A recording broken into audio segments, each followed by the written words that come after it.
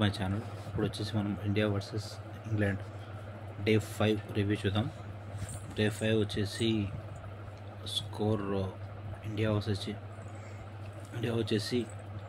427 for 6 చేసి declare ఇచ్చింది. Fourth day 4లో declare ఇచ్చాము. ప్రీవియస్ రివ్యూలో చూసాం మనము. ఇప్పుడు వాళ్ళకు వచ్చేసి టార్గెట్ 600 టార్గెట్ ఇచ్చాము. అయితే 4th డేలో 3 వికెట్స్ పోయాయి. 5th డే వచ్చే వరకు వాళ్ళ 271 for 10K అవుట్ అయ్యారు. ఇక్కడ వచ్చేసి ఆకాశ్దీప్ వికెట్స్ బాగా తీశాడు. 6 వికెట్స్ వచ్చాయి ఆకాశ్దీప్కి. బెండకెట్ వికెట్ పోయింది. సోలే పోపు ఇద్దరు 25-24 దగ్గర అవుట్ అయ్యారు. ఆకాశ్దీప్ వికెట్ తీశాడు. చోరూట్ వికెట్ ఆకాశ్దీప్ తీశాడు. బోల్డ్ అయ్యారు వాళ్ళందరూ. నెక్స్ట్ హ్యారీ బ్రూక్ వచ్చేసి ఆకాశ్దీప్ LBW.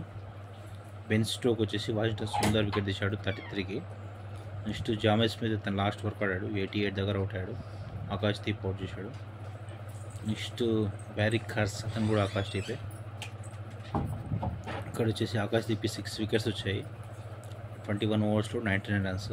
ఇక్కడ ప్లేయర్ ఆఫ్ ద మ్యాచ్ వచ్చేసి గిల్కి ఇచ్చారు. Player of the match Gill వచ్చేసి తనకు వరల్డ్ రికార్డు చేశాడు. ఒకే టెస్టులో 200 డబుల్ సెంచరీ ఒకసారి అని చెప్పి సునీల్ గవాస్కర్ రికార్డు తను బీట్ చేశాడు.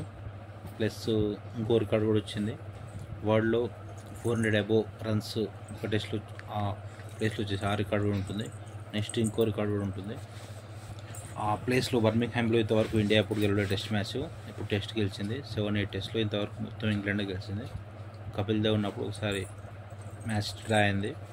ఈసారి గిల్ క్యాప్టెన్సీలో టెస్ట్ గెలిచినట్టు అలా రికార్డు కూడా వచ్చింది. ఇట్లా అన్ని రికార్డ్స్ టెస్ట్కి వచ్చాయి. సెకండ్ టెస్ట్ అయితే రన్స్ కూడా హైయెస్ట్ రన్స్ తేడాతో గెలిచింది. 336 రన్స్ తేడాతో గెలిచింది India. Okay, subscribe to my channel to see the cricket test match reviews.